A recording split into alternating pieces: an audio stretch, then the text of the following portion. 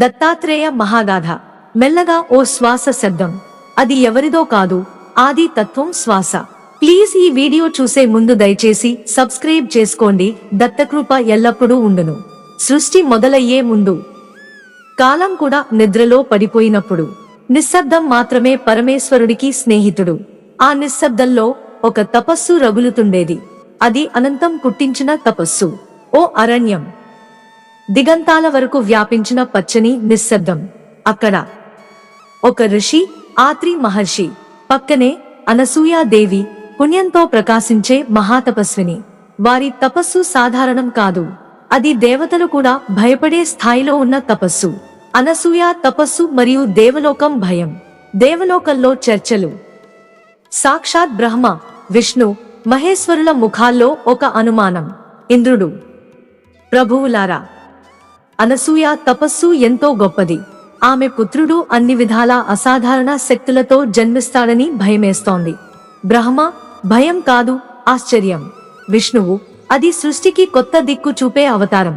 శివుడు, పరబ్రహ్మ తత్వం, ఒకే శరీరంతో జన్మించబోతుంది. అందరూ మూడుగురు ఒకరినొకరు చూడగా ఆ ఒక నిర్ణయం ఖచ్చితమవుతుంది. దత్తాత్రేయ అవతరణం. అరణ్యంలో ఘనమైన నిశ్శబ్దం. తపస్సు మండుతున్న శక్తి. దేవతల నుండి కాంతి రేఖలు భూమికి దిగుతాయి. మూడు దిశల నుండి అవి చేరి ఒకే కాంతిగా విలీనమవుతాయి. అనసూయ దేవి కడుపులో ఆ కాంతి ప్రవేశించి ప్రపంచం ఒక్క క్షణం నిశ్చలమవుతుంది. ఆకాశం సంగీతం పలుకుతుంది. సముద్రం ప్రశాంతంగా ఊగుతుంది. అగ్నికి జ్వాలలు నిదానంగా వంగిపోతాయి. గాలులు తపస్సుకు నమస్కరిస్తాయి. అలా జన్మిస్తాడు దత్తాత్రేయుడు. మూడు దేవతల తత్వాలతో పుట్టిన పరబ్రహ్మ. బ్రహ్ముని జ్ఞానం, విష్ణువు కరుణ, శివుని తపస్సు. ఈ మూడు ఒకే శరీరంలో, ఒకే తత్వంలో. బాలదత్త. అరణ్యంలో తొలి అద్భుతాలు.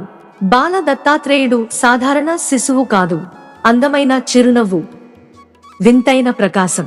ఆయన చూపు పడిన చోట పువ్వులు పూస్తాయి. ఒకసారి అనసూయమ్మ పనిచేస్తూ అలసిపోయింది. దత్తా తన చిన్న చేతిని ఆమె నుదిటిపై ఉంచగానే అలసట నశిస్తుంది. మరొక రోజు ఓ పులి ఆకలితో గర్జిస్తుంది. గుడిసెలకు దగ్గరగా వస్తుంది. అప్పుడు చిన్న దత్త ఆ పులిని చూసి చిరునవ్వుతాడు. పులి క్షణంలో శాంతించిపోతుంది. పిల్లి మాదిరిగా అతని పక్కన పడుకుంటుంది. అరణ్యంలో జంతువులే కాదు, మర్రి చెట్లు కూడా ఆయన వైపు వంగుతాయి. సత్యాన్వేషణ. అరణ్యం గురువుగా మారడం. ఒకరోజు చిన్న దత్త ఆత్రి మహర్షిని అడుగుతాడు. దత్త, తండ్రి, గురువు ఎవరు? ఆత్రి ఆశ్చర్యపోతాడు. నీకు గురువు? నువ్వే గురువుల గురువు కదా. దత్తా చిరునవ్వి చెబుతాడు. ఈ ప్రపంచం అంతా గురువే తండ్రి. ఆకాశం కూడా, గాలి కూడా, అగ్ని కూడా. అలా ఆయన బయలుదేరతాడు ప్రపంచాన్ని గురువుగా స్వీకరించే మహాయాత్రకు. 24 గురువులను పొందిన యోగి దత్తాత్రేయుడు. అరణ్యాలు, పర్వతాలు, నదులు, గుహలు, ఎడారులు దాటుతున్న దృశ్యాలు మరియు ఆయన గురువుల జాబితా. 1 పృథ్వీ, సహనం. 2 ఆకాశం, నిరాకార భావం. 3 గాలి, స్వేచ్ఛ. 4 అగ్ని, పవిత్రత. 5 సూర్యుడు, పంచడం. 6 చంద్రుడు, శాంతి. 7 సముద్రం, ఆత్మస్థైర్యం. 8 గద్ద, నిశ్చల దృష్టి. 9 సర్పం, అప్రమత్తత. 10 తేనెటీగలు, పరిపూర్ణ కృషి. 11 చిలుకలు, నిర్వాణ మార్గం. ఇలా మొత్తం 24 గురువులు. ప్రతి గురువు ఒక పాఠం, ప్రతి పాఠం ఒక యుగ ప్రవాహం. దత్తాత్రేయుడు చెబుతాడు, జీవితం అన్నీ నేర్పుతుంది, అర్థం కావాలంతే. అరణ్యంలో అద్భుతం. 3 తలల దర్శనం. ఒక రాత్రి దీర్ఘ తపస్సు తరువాత ఆయన శరీరం నుండి 3 కాంతి ప్రకాశాలు బయలుదేరుతాయి. దత్తాత్రేయుడు 3 తలలతో ప్రత్యక్షమవుతాడు. బ్రహ్మ, విష్ణు, మహేశ్వరుల తత్వాలకు సూచనగా. సంగీతం ఉప్పొంగుతుంది. అరణ్యం ప్రకాశిస్తుంది. దేవతల నుండి పుష్పవర్షం. కార్తవీర్య అర్జునుని అనుగ్రహం. నర్మదా తీరంలో ధ్యానిస్తున్న దత్తాత్రేయుడి వద్దకు ఒక రాజు వస్తాడు. కార్తవీర్య అర్జునుడు అత్యంత శక్తివంతమైన క్షత్రియుడు. అతడు దండం పెట్టి వింటాడు. సర్వాధిక శక్తి వరం చెల్లించమని. దత్తా చిరునవ్వుతాడు. శక్తి కాదు, శక్తిని నడిపే జ్ఞానం నేర్చుకో. అతడికి అష్టైశ్వర్యాలు ప్రసాదిస్తాడు. అతని చేతుల్లో 1000 కరాలు ప్రకాశిస్తాయి. అది దత్తావరం. అరణ్యం ధగధగలాడుతుంది. దత్తగురువు బ్రహ్మజ్ఞానోత్సవం. వందలాది శిష్యులు, రాజులు, ఋషులు, యోగులు అందరూ దత్తాత్రేయుడిని చేరి బ్రహ్మజ్ఞానం వింటారు. ఆయన ఉపదేశం సాధారణం కాదు, అది రూపం లేని సత్యం. దత్త, నీ హృదయంలో ఉన్న శబ్దమే పరబ్రహ్మ. ఆ శబ్దాన్ని వినగలిగితే యుగాలు నీకు శిష్యులు అవుతాయి. అవధూత రూపం ప్రపంచాన్ని విడిచిన మహాయోగి. ఒకరోజు దత్తాత్రేయుడు నిశ్చలంగా ఆకాశాన్ని చూస్తాడు. ఇప్పటి నుండి నేను అవధూతుడిని. ప్రపంచం కోసం జీవిస్తాను, కానీ నాకు ఏమీ కావాల్సిన అవసరం లేదు. అతను దుస్తులు కూడా విడిచి స్వేచ్ఛగా సంచరిస్తాడు. అవధూత దత్తాత్రేయుని రూపంలో. ఆయన దేవుడు కాదు మాత్రమే, మానవుడు కాదు, ప్రకృతి కాదు. ఇవి అన్నీ కలగలిపిన ఒక తత్వం. భృంగిరి ఆశ్రమం, మోక్షదాయక దర్శనం. భృంగిరి పర్వతం, మహారాష్ట్ర. మనుషులు, పశువులు, యోగులు, ఋషులు అందరూ గమనించే ఒక ప్రకాశమయ రూపం. అక్కడ దత్తాత్రేయుడు ధ్యానంలో ఉంటాడు. పక్కనే జంతువులు, అవి రక్షితమని తెలుసుకుని నిద్రపోతాయి. దత్తాత్రేయుని అర్థం హృదయంలో పుట్టే దేవుడు.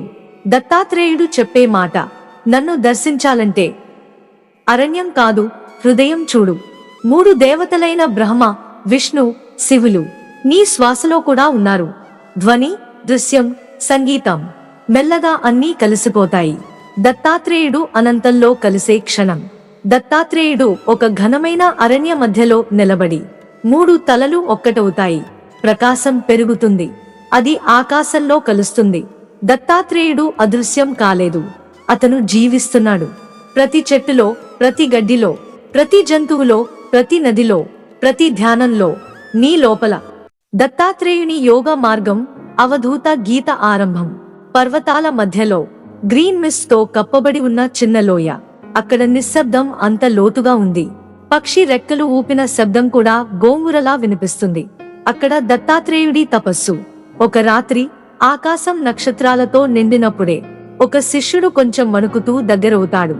శిష్యుడు, ప్రభో, ప్రపంచం ఎందుకు ఇంత సంక్లిష్టం?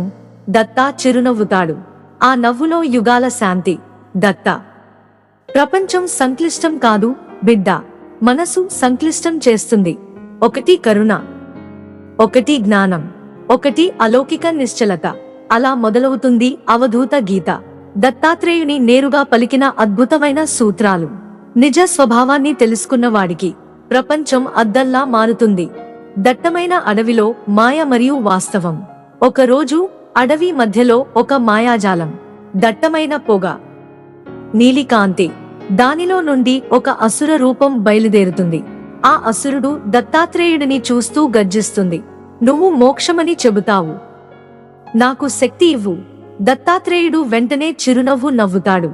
శక్తి కోరి వచ్చిన వాడికి శక్తి ఇవ్వడం అవకాశమైతే శాపమే అవుతుంది. ఒకే చూపుతో అసురుడి అహంకారం కరిగిపోతుంది. అతడే తన మోకాళ్లపై పడిపోతాడు. రాజుల రాక మరియు 3 పరీక్షలు. ఒకసారి 3 రాజులు కలిసి దత్తాత్రేయుడి వద్దకు వస్తారు. ఒకరు లోలోపల కోపంతో నిండిన యోధుడు, ఒకరు ధనం కోసం ఆశిస్తున్న వాణిజ్య రాజు, ఇంకొకరు రాజ్యం కోసం వ్యూహం కోరిన చతురుడు. 3 నమస్కరిస్తారు. ప్రభు, మాకు వరం ఇవ్వండి. దత్తా కనులు మూసి వెనుతిరిగి అడుగుతాడు. ముందు తెలుసుకోండి, మీరు ఏది కోరుతున్నారో అది నిజంగా మీది కాదేమో. 1వ పరీక్ష, యోధుని కోపం. దత్తా అతన్ని అడవిలోకి తీసుకెళ్తాడు. ముందు ఒక భారీ పులి. యోధుడు కత్తి తీస్తాడు. దత్తా కంఠం నెమ్మదిగా గంభీరమవుతుంది. ప్రాణం మీద ప్రేమ చూసుకో, కోపం కాదు, కరుణ యుద్ధం గెలిపిస్తుంది. పులి యోధుని నాకుతుంది. యోధుడు షాక్ అవుతాడు. 2వ పరీక్ష, వాణిజ్య రాజు మరియు ధన సముద్రం. దత్తా అతన్ని ఒక నదీ తీరం వద్దకి తీసుకెళ్తాడు. ఆ నదిలో స్వర్ణ కణాలు. అతని కళ్లలో లోభం రగిలిపోతుంది. ఆయన దిగిపడతాడు. దత్తాత్రేయుడి చూపు మార్చుతుంది. నది మాయమైపోతుంది. బదులు ఎడారి. ధనం నీడలాంటిది, వెంటపడితే పారిపోతుంది. నువ్వు ప్రశాంతంగా ఉన్నప్పుడు వచ్చినదే నీది. 3వ పరీక్ష, వ్యూహరాజు. అతన్ని దత్తా ఒక అద్దాల గుహలోకి తీసుకెళ్తాడు. అద్దాలలో అతని అనేక రూపాలు, ప్రతి రూపం ఒక ముఖం. దత్తా మృదువుగా చెబుతాడు, నీ మాయలో నువ్వే పోతున్నావు. గుహలో అద్దాలు అన్నీ పగిలిపోతాయి. అతనికి ఒక్క ముఖం మాత్రమే కనిపిస్తుంది. అది అతని నిజమైన స్వభావం. కార్తవీర్య అర్జునుని తిరిగి పరీక్ష. కార్తవీర్య అర్జునుడు దత్తాత్రేయుడి వరంతో శక్తివంతమవుతాడు. కాని కొంతకాలానికి శక్తి అహంకారాన్ని పెంచుతుంది. ఒకసారి అతను నర్మదను ఆపేస్తాడు. నది అడ్డుపడి గ్రామాలు నీటిలో మునుగుతాయి. దేవతలు భయపడతారు, ఋషులు శపిస్తారు. కార్తవీర్యుడు దత్తాత్రేయుడి వద్దకు వస్తాడు. కాని ఇప్పుడు వినయంతో కాదు, శక్తితో కదలాడుతూ, ప్రభూ, ప్రపంచం నన్ను భయపడుతోంది. ఇది నా శక్తి, నా హక్కు. దత్తాత్రేయుడు శాంతంగా, శక్తి నీది కాదయ్యా, అది నీకు అప్పగించిన బాధ్యత. అతని చేతిపై దత్తా ఒకే వేలితో టచ్ చేస్తాడు. పక్కనే ఉన్న భారీ వృక్షం తక్షణమే వాలి పడిపోతుంది. భూమి కుదుపు. ఇంత శక్తి నేను ఇవ్వగలిగితే ఎప్పుడైనా తీసుకోగలను. అర్జునుడు మోకాళ్లపై పడిపోయి రోదిస్తాడు, ప్రభూ, క్షమించు. దత్తా అతన్ని లేపుతాడు. యోధుడి గొప్పతనం గెలుపులో కాదు, నియంత్రణలో ఉంది. అవధూతుని పరిణతి అస్తమయ యాత్ర. సూర్యాస్తమయం. పర్వతాలు నీలి నీడలో మునిగిపోతాయి. దత్తాత్రేయుడు ఒంటరిగా నడుస్తూ, జంతువులు ఆయన వెనుక నడుస్తాయి. పులి, కుక్క, నాగ, పావురం, పక్కనే నడిచే పావన గోవు. ఆయన ప్రతి అడుగులో నేలమీద పువ్వులు ఏర్పడతాయి. అవధూత దత్తాత్రేయుడు చెబుతాడు, నా యాత్రకు అంతం లేదు. నా రూపం మారుతుంది కాని నేను మారను. అవధూతుడిని, అపారాన్ని. ఆ క్షణంలో ఆయనే నడిచే పరబ్రహ్మ. భక్తి అద్భుతాలు. దత్తాత్రేయుడు మరుగున సంచరిస్తూ మనుషులకి అద్భుతాలు చేస్తాడు. ఒకటి, మధ్యప్రదేశ్లో ఒక వృద్ధ భక్తుడు. అతను నడవలేడు. దత్తాత్రేయుడు అతని ఇంటి పక్కగా నడుస్తాడు. అతని కళ్ళలో ఆనందం వస్తుంది. అతను లేచి నిలబడతాడు. 2, అడవిలో దారి తప్పిన పిల్లవాడు. రాత్రి. పిల్లవాడు ఏడుస్తుంటే దత్తాత్రేయుడు అతని చేతిని పట్టుకుని గ్రామానికి తీసుకెళ్తాడు. గ్రామస్తులు వచ్చేసరికి దత్తా అక్కడ ఉండడు. 3, ఓ సన్యాసి తపస్సు విఫలమైనప్పుడు అతను రోదిస్తూ కూర్చుంటాడు. దత్తాత్రేయుడు పక్కనే కూర్చుని చెబుతాడు, నీ తపస్సు తప్పు కాదు, నీ ఆత్మదాహం ఆగలేదు, మళ్లీ మొదలుపెట్టు. అనిర్వచనీయ రూపంలో విలీనమవడం. పర్వతాల మీద గాలి కదలిక. పక్షులు ఒక్కసారిగా ఆకాశంలో తిరుగుతాయి. అవధూత దత్తాత్రేయుడు లోతైన ధ్యానంలోకి వెళ్తాడు. ఆయన రూపం ప్రకాశిస్తుంది. ఆ ప్రకాశం గాలిలో లీనమవుతుంది. ఒక స్వరం వినిపిస్తుంది, నన్ను వెతకవద్దు. నీ మనసు ప్రశాంతమైతే అక్కడనే నేను. 3 తలల రూపం కలిసి ఒకే కాంతి అవుతుంది. ఆ కాంతి ఆకాశంలో పైకి పోతుంది. THE end.